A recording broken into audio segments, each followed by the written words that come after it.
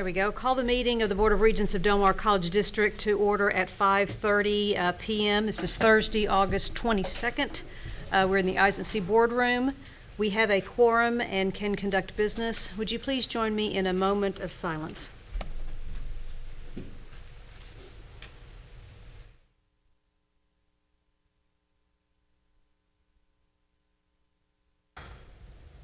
Thank you. And Ms. Estrada, would you join us? Would you lead us, please, in the Pledge of Allegiance? I pledge allegiance to the flag of the United States of America and to the republic for which it stands, one nation, under God, indivisible, with liberty and justice for all.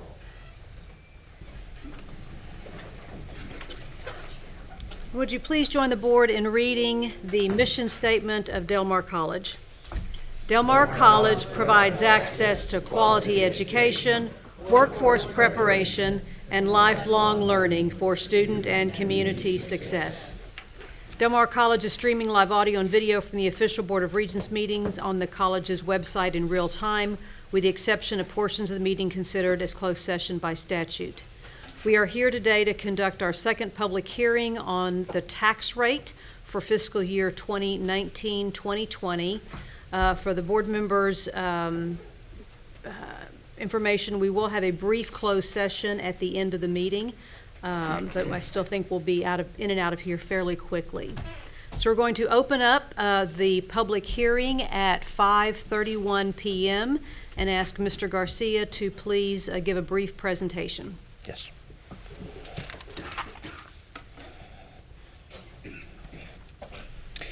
Madam Chair, Mr. President, members of the Board of Regents, good evening. Today's presentation is the second public hearing on the proposed tax rates, so let's get started. The proposed M&O tax rate of 21 cents will be used for various strategic initiatives that is student focused.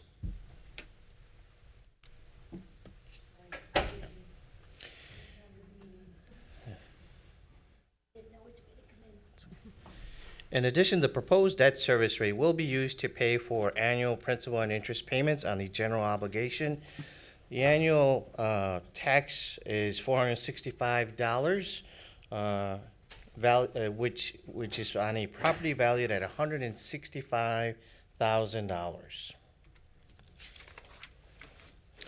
The proposed M&O rate.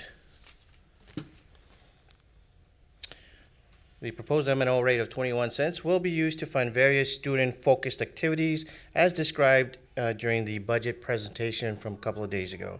This rate represents a change of 4.97 above the effective rate.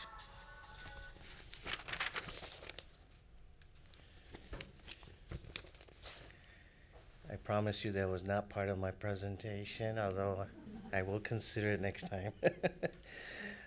The proposed combined tax rates of 28 cents will generate $77.3 million in revenue. This includes $58.2 million in the M&O revenue and debt service for $19 million to fund the general obligation debt service.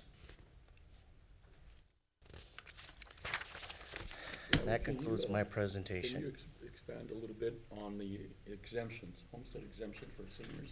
Absolutely. And, disabled. So I will ask that you, that the audience access the district's, appraisal district's website. They have an application form where you can file for multiple exemptions. There's senior exemptions. There's also an exemption for veterans, and I think there's a homestead exemption. I would defer to them for how they qualify and for the application, but you can go directly to their website. And what the exemption is, I don't remember. Typically, Mr. Johnson is here to outline those, and we can have those then on the closing remarks. I don't think John is. I don't see him back there. He is. Yeah. So, yeah, we don't have the specifics in front of us for those. I can have those Tuesday, and we can cover those Yes. as part of our discussion there. That's something, Raul, that this time of the year will typically come up and that question comes up. There are no changes. I'll say that there are no changes to the exemptions that we do have lined out there. I do have a lot of those specifics in my head right now, but I would want a piece of paper in front of me that has those, and we'll have those for you on Tuesday. Yes. That's part of the I discussion. just think it's important, especially for senior citizens. Oh, absolutely. Especially the ones that can't afford an increase in taxes on the west side. I agree. I will definitely have that information in our, I believe, the presentation for the 27th. Yes. Yes. Talk about the frozen rates and so forth. Any more questions? That concludes my presentation. Thank you. At this time, are there any members of the public who would like to speak on the tax rate for our fiscal year 2019-2020? Are there any members of the public who would like to speak on the tax rate for fiscal 2019-2020? Third call. Are there any members of the public who would like to speak on the tax rate? Hearing none, we will close the public hearing at 5:36 p.m. There will not be any action today. Excuse me? I'm sorry, there's another agenda item. Yes, there is. Yes, yep. There will not be any action today related to the agenda. We will have a final public hearing on the budget and tax rate next Tuesday at 11 a.m. here in this building for anyone who would like to come and comment before the board. We will now move on to item number 3 in our agenda, which is discussion and possible action related to the approval of a revised board policy. It is a substantive change notification. Dr. Beth Lewis. Thank you. I apologize for jumping the gun there, but All right. I'm playing TikTok here with Southern Association, so we need to make sure that we've got this into them by September 1st. One of the things that happens as we're going through our reaffirmation is we start to see where our policies need to be updated, particularly since the Southern Association of Colleges and Schools Commission on Colleges recently changed their policy, their language. Our policy that was adopted in 2013 was under the old standards. We need to adopt a policy under the new standards. The old standard that you have in front of you and the old process that we used is no longer valid because of the changes in the reaffirmation in Southern Association. So we have condensed it quite a bit to just what you see at the top there, that essentially says that we will maintain procedures, we will follow what Southern Association of Colleges and Schools Commission on Colleges says, and that we will follow the guidelines as they put them out. This applies only to what is called a substantive change, and there are multiple categories. When I bring a new program to you, that's a substantive change. If we're going into a high school or a new location where we are offering more than 50% of the degree there, that's a substantive change. And so there are a number of different substantive changes, and we've got to show them that you are aware that we've changed, that we're recommending that we change the policy to be in alignment with the new standards, and we have to do that by September 1st. So I apologize for cramming it into the meeting here today with the budget, but we're up against the clock. Ms. McDonald, do you have any specifics to add, or? I was just going to answer questions if anyone had questions about process. What we do is when we do have something that's like an issue to where a governing body tells us we have to have something by a particular deadline and we need to get it to you a little sooner, then what I do is I take the policy revisions that we're going to recommend to the board and I send them out to all the council chairs and let them know that it is going to be on the agenda and give them an explanation of why we're putting it on the agenda. In this case, it was something that has to be approved prior to September 1st when we have a submission deadline. So that information was sent out. I think you saw the tracking form.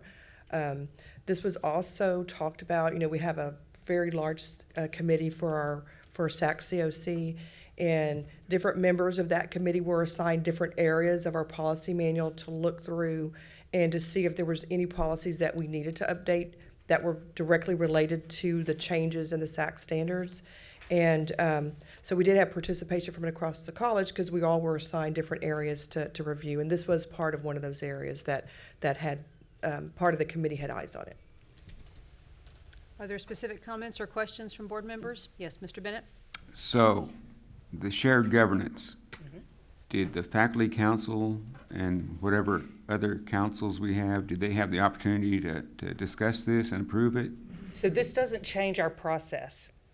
They still have to, if we have a change in curriculum, they still have to approve it because I have to put that in the substantive change that goes to Atlanta. When the board takes action on it, those minutes have to go in. So none of that has changed. This is simply getting us in alignment with the new standard that Southern Association says we have to have. What we've done, sir, is we've done a main policy, which is basically what SAC COC dictates. You have to have a policy, and the board has to approve the policy. And the basis is we are going to follow the SAC's guidelines for sub C, and then we also have to state, well, who is responsible for that? And here at the college, it's been that way for many, many years. It's been the chief academic officer, who is also the liaison to SAC COC. So that piece had to be put in the policy. But a lot of the rest of the policy, like almost the whole first page, that was actually SAC's policy. And so we really don't want to put SAC's policy, their actual lines from their policy, into our policy, because every time they make a change, then we have to go make a change. So it's better just to refer them. We say we're referring, we are going to follow their guidelines, and instead of trying to copy and paste their policy into our policy. So there's quite a bit on that first page, which was actually not even Del Mar's definitions, it's SAC's information, it's SAC's definition. The rest of it is a process, and also part of the standard changes from SAC COC, we are required to put a process, make it available to the public. So there is a document on the accreditation website, and it tells you the process for the changes to the sub-C. So there is a document that is posted on the website that anyone can see that walks you through the different stages and process, and it also gives you a link to the 30-page guidebook that SAC COC puts out for how you make a sub-C change. So that link is also available on the website. Does that answer your question, Mr. Bennett? I guess my question is, did the faculty council and everybody else get an opportunity to sign off on this thing? No, we're talking about, you're talking about the front end process, and this is we did not get to process this as we typically do. And on occasion, when we're prescribed these things and we're put up against the wall for these dates and these short timelines and so forth, every once in a while we'll do a grammatical change or a policy change as per the prescription coming from SACS. We have to meet that deadline. And so what we did was, if you go back, scroll down, Vince, I'll show you what emails went out, and that was the best we can do. I signed this document on the 15th. Other way. Down. No, all the way to the top, I'm sorry. There we go. Yeah, I signed it on the 15th in preparation for today, and the 22nd. And on that date, I said, where is this in the councils and so forth? Well, many of them aren't even here, and we know that. But when you're coming up against a deadline in September 1st, and this has to be done in preparation for our 10-year compliance, which we're under right now. These are exigent circumstances. And so I've already begun talking to individuals, and the councils will begin meeting now that everybody's coming back. This is the exception. This is the exception. This is by no means the rule. I had to get this thing through, and I know there's many more discussions to come. But the typical processes are very different than the way this particular policy has been processed. And I understand that. Why do we only have 2 weeks?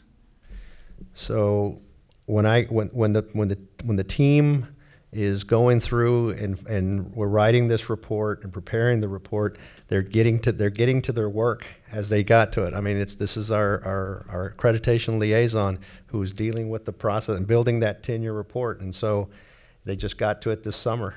And so I got it on the 15th when they addressed it, and then they brought it to me. They said this has a very short fuse on it, and it was one of those situations.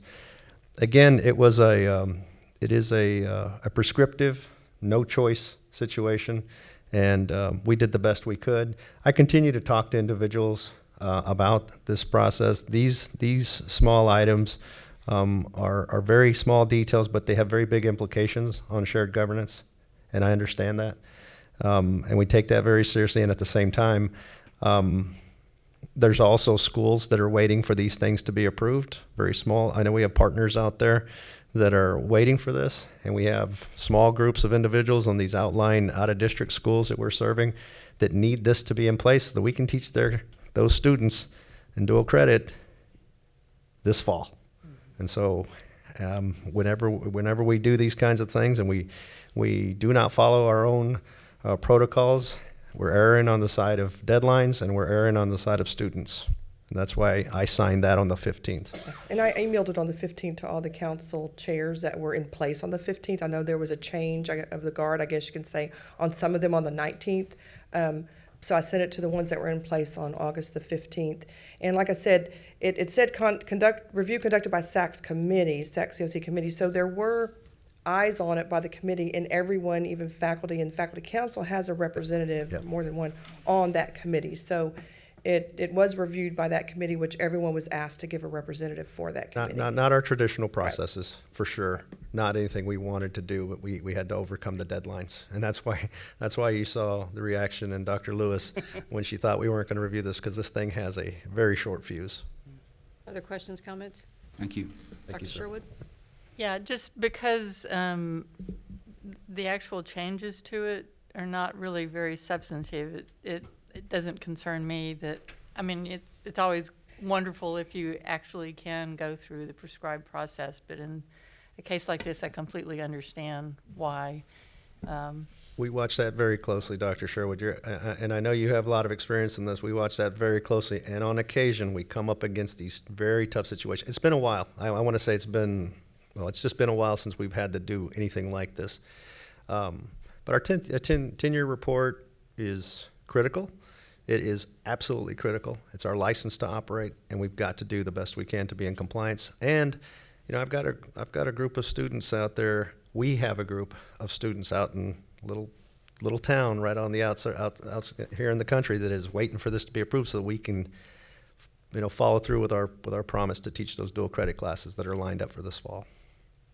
Much like legal policies, when SACS prescribes, so yes, could it have been caught earlier? Absolutely. But this actually makes much more sense because, again, SACS is changing their policies every few years when they do their review. And so by having this kind of blanket statement that commits to following SAC COC policies, then we, as you said, we don't have to reiterate everything in our own internal policies, right, which is just redundant. So I take it akin to a legal policy almost, something that is required, and that we would not really be able to massage it at all and make any local customizations to that anyway, because SAC COC policies are what they are. Yes.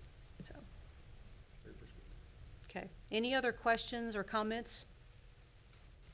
Is there a motion to adopt the revised board policy B3.26 substantive change notification? Dr. Sherwood makes the motion. Ms. Estrada made the second. Is there any public comment on this item? Yes, sir.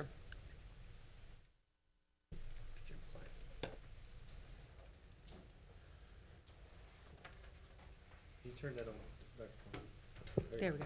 Good evening, Madam Chair and members of the board. Thank you for We'll taking the pick you time up. to hear me. You don't have to bend over, it'll pick you up. All right. My name is Jim Klein. I teach here at Del Mar College. I'm also the president of the local chapter of the AAP, the American Association of University Professors. And I had some concerns about this policy change. I want to thank very much President Escamilla and also Ms. McDonald for meeting with me to walk me through this process as well.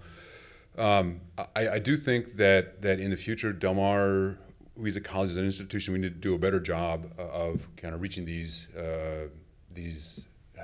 starting these decisions earlier, so as to ensure proper involvement and notification of the faculty council in particular. I did have some substantive concerns about the actual language being changed, specifically in B3.26.2.2 and B3.26.2.3, which refer to the process by which curriculum is changed at Del Mar College. had some concerns about that language being stricken, being taken out. But again, after my conversations with President Escamilla and Ms. McDonald, my concerns are lessened.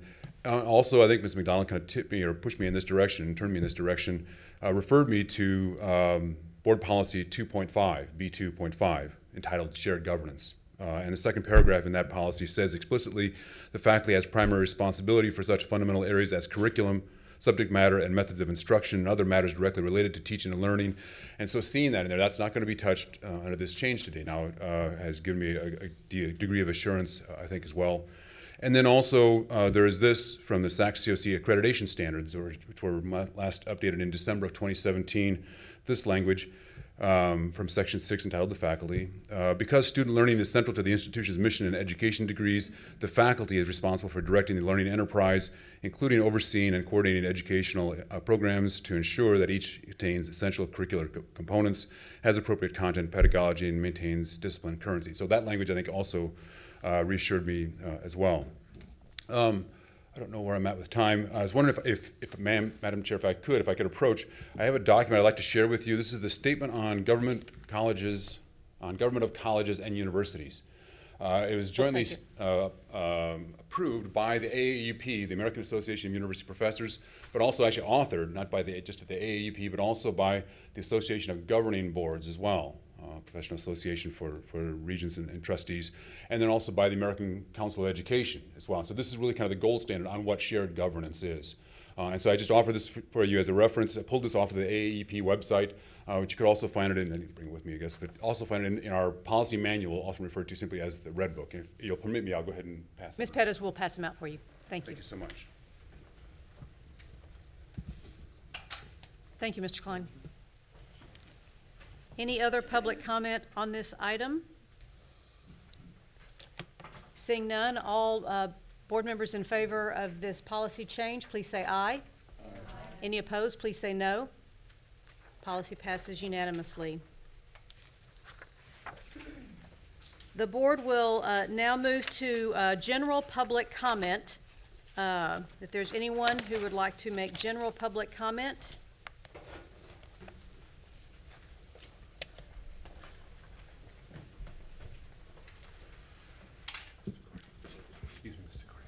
Thank you. Mr. Gordy, go right ahead. Yes, my name is Jack Gordy, and I live at 4118 Bray Drive. I don't know how many of you looked at the agenda, but as many times as I've been down here asking that public comment be at the beginning of the meeting, look where it's at on the agenda. She changed her mind and got it now, but on the agenda it's after closed session. And it should be, and I'll say this again, it should be at the very beginning of the meeting before any of the other stuff. Del Mar College is the only place that has meetings that I know of in the state of Texas that has public comment at the end of the meeting. If you have it at the beginning of the meeting, the people know when the public comment is, and they could be here. They can even ask their boss for time to come down here. But not knowing when the meeting's going to be over, they don't know when to be here. So it should be at the beginning. And the other thing that I wanted to speak about is on the 13th, when you had that lawyer from Austin come down here, I'm asking every one of the board members to ask how much they billed Del Mar for. It's probably, and I'll say this, it's probably going to be over $7,000 for somebody for Austin to come down here and sit in that chair. And like I said, it could have been any lawyer from Corpus Christi could have come down here and sit in that chair. But they pay some guy $7,000 to come down here from Austin. I'm turning in a request to get a copy of just to drive the car. Del Mar pays him $450 an hour just to drive. And they pay him for 12 hours of driving time. To me, that's a waste of money, when it could have been a lawyer from Corpus Christi. So this board needs to get involved in what's going on. I'll say that over and over and over. Thank you, Mr. Gordy, and I will call your attention to the guidelines under general public comment that state that the general public comment may be moved on the agenda at the discretion of the board chair. That language is in every one of our agendas, and as practice, we have it before a closed session at every meeting.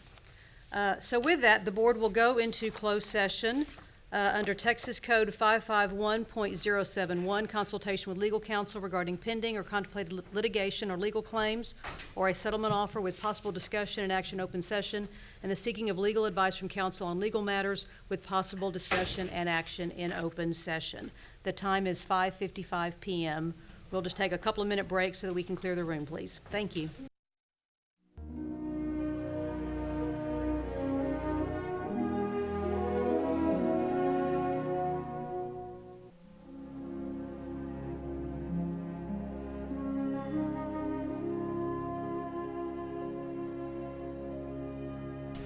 Thank you very much. The board has returned from closed session at 6:12 p.m. With no action. From a calendaring standpoint, I want to remind everyone again, next Tuesday, August 27th at 11 a.m., we will have our board budget and tax, final budget and tax rate hearing and approval. And we also want to call to your attention, there was another invitation sent to the board from Ms. Estrada for the Dr. Hector P. Garcia Day Luncheon that will be at the Del Mar College West Campus on Wednesday, September 18th. With no other business, the board meeting is adjourned at 6:13 p.m. Thank you.